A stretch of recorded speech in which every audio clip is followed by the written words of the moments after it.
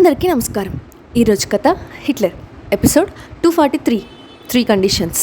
ఇక స్టోరీకి వెళ్తే దాస్ చెప్పిన విషయం గురించి కీర్తితో మాట్లాడుతూ కార్ దగ్గరికి వచ్చిన హాస్ని ఆమె మీదకి ఒక వ్యక్తి దూసుకువచ్చాడు. అతన్ని చూసిన హాస్ని వెంటనే తన రెండు చేతులతో గర్భాన్ని దాచుకుంటూ ఆ వ్యక్తి వైపు భయంగా చూసింది. ఎందుకు మేడం నన్ను చూసి భయపడుతున్నారు? మీ కంటికి నేను దయ్యంలా కనిపిస్తున్నానా? కేవలం మీ వల్లే నేను ఈరోజు రోడ్డు మీద నిలబడ్డాను. దీనికి సమాధానం ఎవరు చెప్తారు అని ఆవేశంగా ఆమెను నిలదీశాడు Saaho technologies managing director Vardhan. అప్పటి వరకు అతని దాడి చేస్తాడని టెన్షన్ పడుతున్న హాస్ని కాస్త రిలాక్స్ అవుతూ, మీ బాధ నాకు అర్థమవుతుంది వర్ధన్ గారు, కానీ ప్రస్తుతం నేను మాట్లాడే పరిస్థితుల్లో లేను.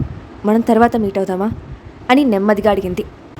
మిమ్మల్ని ఇబ్బంది పెట్టడం నా ఉద్దేశం కాదు మేడం, నాకున్న పరిస్థితి అలాంటిది. అసలు నేనేం తప్పు చేశానో విరాట్ గారు నా మీద ఎందుకు అంత పగపట్టారో ఎంత ఆలోచించినా అర్థం కావట్లేదు. నాకు గుర్తున్నంత వరకు నేను ఆయనతో చాలా మర్యాదగా ప్రవర్తించాను. మీరే సీరియస్గా మాట్లాడారు. అందుకే ముందుగా ఇద్దరి కంపెనీస్ని హ్యాండ్ ఓవర్ చేసుకుంటున్నట్టు న్యూస్ వచ్చింది. మీ కంపెనీ వదిలేసి కేవలం నా కంపెనీ మీద దృష్టి పెట్టినట్టు తెలిసింది. ఇది ఎంతవరకు న్యాయం మేడం? నేను ఎంతో కష్టపడి కంపెనీ మొదలు పెట్టుకున్నాను. నా తప్పు లేకుండా నన్ను శిక్షించడం భవ్యం కాదు కదా. నన్ను ఏం చేయమంటారో మీరే చెప్పండి అని బాధగా అడిగాడు వర్ధన్. ప్రస్తుత పరిస్థితుల్లో నేను మీకు ఎలాంటి సహాయం చేయలేను వర్ధన్ గారు. నాకు కొన్ని రోజులు టైం ఇస్తే ఏదో ఒక మార్గం చూస్తాను అని ఇక మాట్లాడేది ఏమీ లేదన్నట్లుగా కార్ డోర్ ఓపెన్ చేసింది హాస్ని. దాంతో కోపం వచ్చిన వర్ధన్, అసలు విషయం నాకు ఇప్పుడు అర్థమైంది. చూడ్డానికి అందంగా ఉంటారు కదా, దాన్ని ఎరేసి విరాట్ గారిని మీ వలలో వేసుకున్నట్టున్నారు. అందుకే మీ కంపెనీని మాత్రం వదిలేసి మీకు డీల్ ఇచ్చిన పాపానికి నేను నష్టపోయాను. ఈరోజు మీరు దీనికి సమాధానం చెప్పకుండా ఇక్కడి నుంచి వెళ్ళలేరు అని లిమిట్స్ క్రాస్ చేశాడు. ఆ మాట వినడంతోనే హాస్ని కంటే ముందే రియాక్ట్ అయిన కీర్తి అతని చెంప పగలగొట్టి, అవును, నువ్వు అన్నది నిజమే. వాళ్ళిద్దరూ భార్యాభర్తలు కాబట్టి ఏదైనా చేస్తారు. ఈరోజు గొడవ పడతారు, రేపు కలిసిపోతారు. అందులో నీకు వచ్చిన నష్టం ఏముంది? నిజం తెలుసుకోకుండా నా ఫ్రెండ్ గురించి పిచ్చివాగుడు వాగితే ఊరుకోను అని వార్నింగ్ ఇచ్చింది.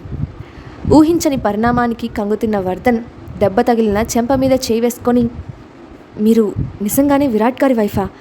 మరి ఆ విషయం ఇప్పటి వరకు మీడియాలో ఎందుకు రాలేదు అని అనుమానంగా చూశాడు. ఆ విషయాలని నీకెందుకురా? నమ్మకపోతే నేరుగా విరాట్ గారిని అడిగి తెలుసుకో. ఇంకొక చెంప దెబ్బ కూడా ఫ్రీగా దొరుకుతుంది అని హాస్నిని కారులో కూర్చోపెట్టి తను కూడా కారులో కూర్చుంది కీర్తి. అప్పటికే తన కారణంగా అతను సఫర్ అవుతున్నాడని బాధగా అనుకున్న హాస్ని కాస్త దూరంలో ఉన్న అతని వైఫ్ని గమనించింది. ఆమె ప్రెగ్నెంట్ అయినప్పటికీ భర్త కోసం ఓపిగ్గా ఎండలో నిలబడి ఎదురు చూస్తుండటం గమనించి చలించిపోయింది. వెంటనే అతనితో వాదిస్తున్న కీర్తిని ఆపి విండో గ్లాస్ డౌన్ చేసి, విరాట్ గారు అఫీషియల్గా అనౌన్స్మెంట్ ఇవ్వలేదు కాబట్టి ఇప్పటికీ మీ కంపెనీ తిరిగి దక్కించుకోవడానికి అవకాశాలున్నాయి. నా మీద నమ్మకం ఉంచండి. నేను వీలైనంత తొందరలో ఆయనతో మాట్లాడి మీ కంపెనీ మీకు దక్కేలా చేస్తాను అని నమ్మకంగా చెప్పింది. సరే మేడం, మీ మీద నమ్మకంతో వెళ్తున్నాను. మళ్ళీ నేను మీతో ఇలా మాట్లాడే పరిస్థితి రానివ్వకండి అని చెప్పి వెళ్ళిపోయాడు వర్ధన్. కాసేపటి తర్వాత ఆలోచనలో ఉన్న హాస్నితో, నీ గురించి తప్పుగా మాట్లాడిన వాడికి సహాయం చేస్తానని ఎందుకు ఒప్పుకున్నావు? అసలు విరాట్ గారు నీ మాటలు వింటారని నమ్మకం ఉందా?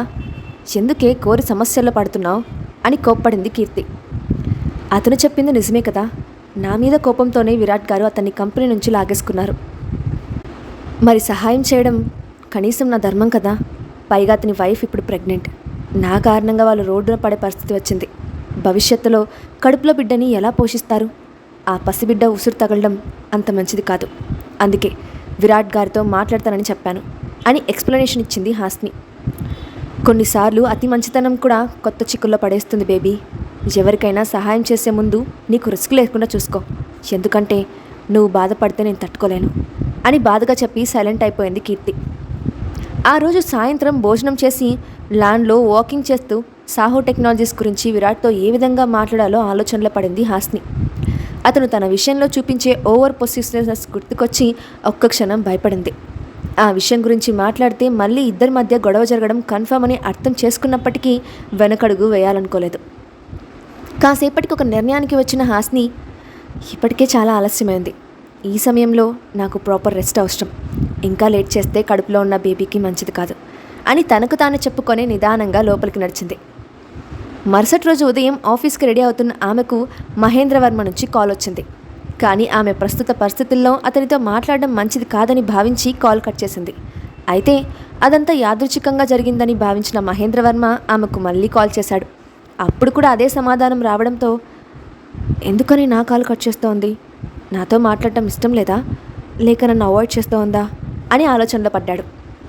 ఆ రోజు మధ్యాహ్నం విరాట్తో మాట్లాడడానికి ప్రిపేర్ అవుతున్న హాస్నికి అతని నుండే కాల్ రావడంతో షాక్ అయిపోయింది.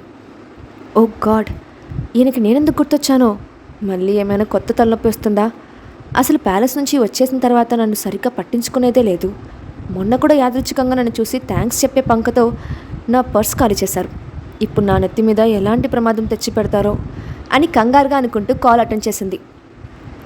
హలో విరాట్ గారు, ఏంటి ఈ టైంలో కాల్ చేశారు, నాకేమైనా పని ఉందా అని అడిగింది హాస్ని. నేను నీ కంపెనీ బయట వెయిట్ చేస్తూ ఉన్నాను, కిందకి రా అని చెప్పిన విరాట్ మాటలకి అయోమయానికి లోనవుతూ, ఇప్పుడా, నాకు చాలా ఆకలిగా ఉంది విరాట్ గారు, ఏమైనా ఎమర్జెన్సీ ఉందా అని అడిగింది. నీతో కలిసి లంచ్ చేద్దామని అనిపించింది, అందుకే పిలిచాను, కారణం చెప్తే కానీ రావా అని ముందే ప్రశ్నించాడు విరాట్. మీరు నాతో కలిసి లంచ్ చేయాలని కోరుకుంటున్నారా, ఇదేదో వండర్లా ఉందే, సరే ఒక 5 నిమిషాల్లో వస్తున్నాను అని కాల్ కట్ చేసి, వచ్చిన అవకాశాన్ని కాదనుకోవడం ఎందుకు, ఎలాగో బయటికి రమ్మంటున్నారు కాబట్టి పనిలో పనిగా సాహో టెక్నాలజీస్ గురించి కూడా మాట్లాడితే సరే అని కాస్త ఫ్రెష్ అయ్యి కీర్తికి చెప్పి కిందకి వెళ్ళింది. కాసేపటి తర్వాత కార్ దగ్గరికి వస్తున్న హాస్ని చూసి మర్యాదపూర్వకంగా డోర్ ఓపెన్ చేశాడు దాస్. అతని వైపు చిరునవ్వుతో చూసి కార్ ఎక్కిన ఆమెకు కోపంగా చూస్తున్న విరాట్ కనిపించాడు. ఈయనొకరు, ఎప్పుడు చూసినా మొహం కందగడ్డలు పెట్టుకొని ఉంటారు, ఇతని పోలికలే నా కడుపులో ఉన్న బిడ్డకు వస్తే నా పని అంతే అని లోపలే తిట్టుకుంటూ సైలెంట్గా కూర్చుంది. కారు వెళ్తున్న దారి చూసి ఆమెకు ఒక అనుమానం రావడంతో, మనం లాస్ట్ టైం వెళ్ళిన హోటల్కి ఇప్పుడు కూడా వెళ్తున్నామా అని కంగారుగా అడిగింది. బహుశా కాకపోవచ్చు, అయినా అక్కడికి వెళ్తే నీకొచ్చే నష్టం ఏముంది అని వింతగా చూశాడు విరాట్. అక్కడ ఒక్క పూట భోజనానికి పెట్టే ఖర్చుతో నాలాంటి మిడిల్ క్లాస్ వాళ్ళు నెలంతా సుఖంగా బతకచ్చు అని చెప్పింది హాస్ని. ఓహో, ఈసారి కూడా బిల్ నువ్వే పే చేస్తున్నావు అన్నమాట అని సెటైర్ వేసి లోపలే నవ్వుకుంటున్న విరాట్ని చూసి ఉక్రోషంతో ఊగిపోయింది హాస్ని. ఛీ, నీకు నీ నోటి దురద ఎప్పటికీ తగ్గుతుందో నాకు అర్థం కావట్లేదు, ఆయనకి లేని ఐడియాలన్నీ నువ్వే ఇచ్చేస్తున్నావు, కాసేపు నోరు మూసుకొని కూర్చో అని తనని తానే తిట్టుకుంది హాస్ని. సుమారు గంట తర్వాత కారు ఒక ఫేమస్ రెస్టారెంట్కి చేరుకోవడంతో ఇద్దరు దిగి ప్రైవేట్ క్యాబిన్లోకి నడిచారు. కాసేపటికి ఆర్డర్ చేసిన డిషెస్ అన్నీ రావడంతో తింటూ అతనితో మాట్లాడడానికి సిద్ధపడింది హాస్ని. విరాట్ గారు, మిమ్మల్ని ఒక విషయం అడుగుతాను, తప్పుగా అనుకోరు కదా అని టాపిక్ మొదలుపెట్టింది.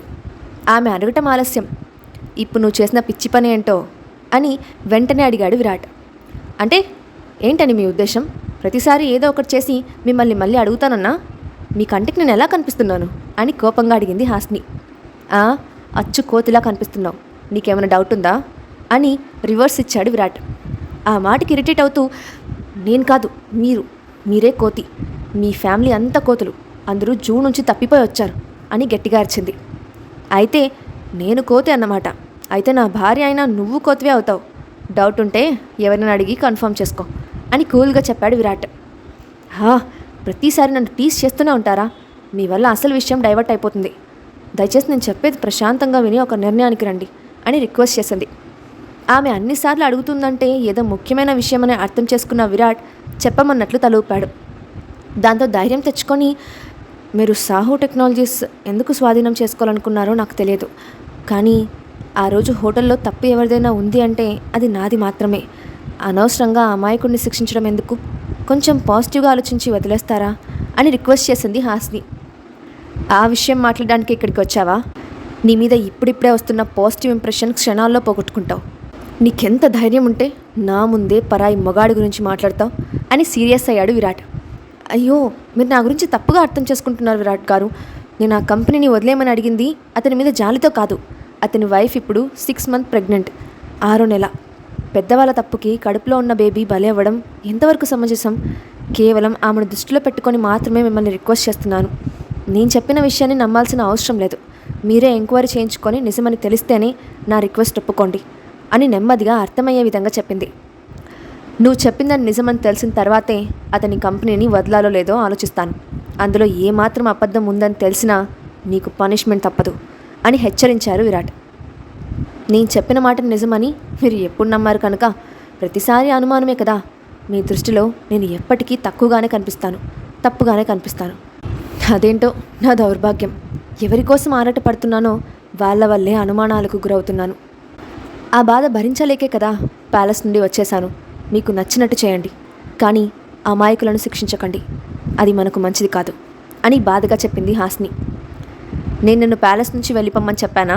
నీకు నువ్వే ఏదో ఒకటి ఊహించుకొని నచ్చినట్టు చేస్తున్నావు. నా గురించి కొంచెమైనా ఆలోచన ఉందా అని సీరియస్గా అడిగాడు. మీరు ప్రత్యేకంగా నోటితో చెప్పక్కర్లేదు. మీ అమ్మగారికి మాట ఇచ్చి చేతిలో చేయి వేసి చెప్పారు. ఆ మాత్రం అర్థం చేసుకోలేని చిన్నపిల్లని అనుకున్నారా? ఎప్పటికైనా నన్ను వదిలించుకోవాలని చూస్తున్నారు. అందుకే మీరు బయటకు గెంటేసే వరకు ఆగకుండా నా అంతటా నేనే తప్పుకున్నాను. ఎంతైనా ఆత్మాభిమానం ఉన్న మనిషిని కదా. పదే పదే మనసు హట్ అవుతూ ఉంటే తట్టుకోలేను. దానికంటే దూరంగా వెళ్ళి ఎవరికి నచ్చినట్టు వాళ్ళు బ్రతకడం మంచిది అని సమాధానం చెప్పింది. నువ్వు చెప్పింది నిజమే కావచ్చు. నేనున్న పరిస్థితుల్లో ఎవరిని నమ్మలేను. గతం గుర్తొచ్చే వరకు నా మైండ్ ఏది చెప్తే అది ఫాలో అవ్వడం మాత్రమే నేను చేయగలిగేది. అప్పటి వరకు ఓపిక్గా ఏదో చూస్తావో లేదో నీ ఇష్టం అని సైలెంట్ అయిపోయాడు విరాట్. సరే, మీరు మారే వరకు నేను ఎదురు చూస్తాను. ఆ కంపెనీని వదిలేస్తారు కదా అని కన్ఫర్మేషన్ కోసం అడిగింది హాస్ని. ఆ పని చేయడం వల్ల నాకు వచ్చే లాభం ఏంటి అని అడిగిన అతని వైపు అయోమయంగా చూస్తూ, మీరేం చెప్పాలనుకుంటున్నారో నాకు అర్థం కావట్లేదు. నా వల్ల ఒక అమాయకురాలికి శిక్ష పడటం ఇష్టం లేదు. కాబట్టి మీరేం చెప్పినా చేస్తాను అని నిజాయితీగా చెప్పింది. ఈ క్షణమే నువ్వు నాతో పాటు ప్యాలెస్కి రావాలి. నాతో కలిసి ఉండాలి. నేను చెప్పినట్టు వినాలి అని కండిషన్ పెట్టాడు విరాట్. ఈ కండిషన్కి ఒప్పుకోవడం తప్ప మరో మార్గం లేదా అని బేలగా అడిగింది హాస్ని. నాతో రావడం తప్ప నీకు ఇంకొక ఆప్షన్ లేదు. ఇష్టం లేకపోతే ఈ క్షణమే బయటికి వెళ్ళిపో అని స్పష్టంగా చెప్పాడు. అతను అంత ఖచ్చితంగా చెప్తూ ఉంటే ఏం చేయాలో అర్థం కాని అయోమయంలో పడిపోయింది హాస్ని. ప్రస్తుతం తనకి ప్రెగ్నెన్సీ కన్ఫర్మేషన్ రావాల్సి ఉండటంతో ప్యాలెస్కి వెళ్ళాలంటే భయపడింది. అదే సమయంలో తన మొదటి బిడ్డ విషయంలో జరిగిన సంఘటన గుర్తుకు రావడంతో గజగజ వణికిపోయింది. నేను మరొక్కసారి బిడ్డను కోల్పోవడానికి సిద్ధంగా లేను. అలాగని చూస్తూనే పసిబిడ్డ ఉసురు నా కడుపులో బిడ్డకి తగలడానికి ఒప్పుకోను. పోనీ ముందు జాగ్రత్తగా కండిషన్స్ పెడితే సరి అని ఒక నిర్ణయానికి వచ్చి విరాట్ వైపు సూటిగా చూసింది. మీతో రావడానికి నాకు ఎలాంటి అభ్యంతరం లేదు, కానీ నాకు 3 కండిషన్స్ ఉన్నాయి. వాటికి మీరు ఒప్పుకోవాలి అని చెప్పింది హాస్ని. నీకు ఆప్షన్ ఇవ్వడమే ఎక్కువ అనుకుంటే నాకే కండిషన్స్ పెడుతున్నావా? సరే, అవేంటో చెప్పు అని రిలాక్స్గా చైర్లో వెనక్కి వాలి కూర్చున్నాడు Virat. Okay, first condition, Kavya ప్యాలెస్లో ఉండటానికి వీల్లేదు. సెకండ్ కండిషన్, సాహో టెక్నాలజీస్ని వదిలేయాలి. అండ్ థర్డ్ కండిషన్, నన్ను టచ్ చేయకూడదు. ప్యాలెస్లో ఉన్నా కూడా ఎవరికి వారే సెపరేట్గా గదుల్లో ఉండాలి. నాతో డిస్టెన్స్ మెయింటైన్ చేయాలి. ఈ 3 కండిషన్స్కి ఒప్పుకుంటే ఈ క్షణమే మీ వెంట వస్తాను అని స్పష్టంగా చెప్పింది హాస్ని. ఇప్పుడు విరాట్ రియాక్షన్ ఏంటి? హాస్ని పెట్టిన కండిషన్స్ ఒప్పుకుంటాడా? ఆమె చెప్పినట్టే సాహో టెక్నాలజీస్ని వదిలేస్తాడా? ఆమె ప్రెగ్నెన్సీ గురించి కనిపెడతాడా? నెక్స్ట్ పార్ట్లో చూద్దాం. Thanks for watching.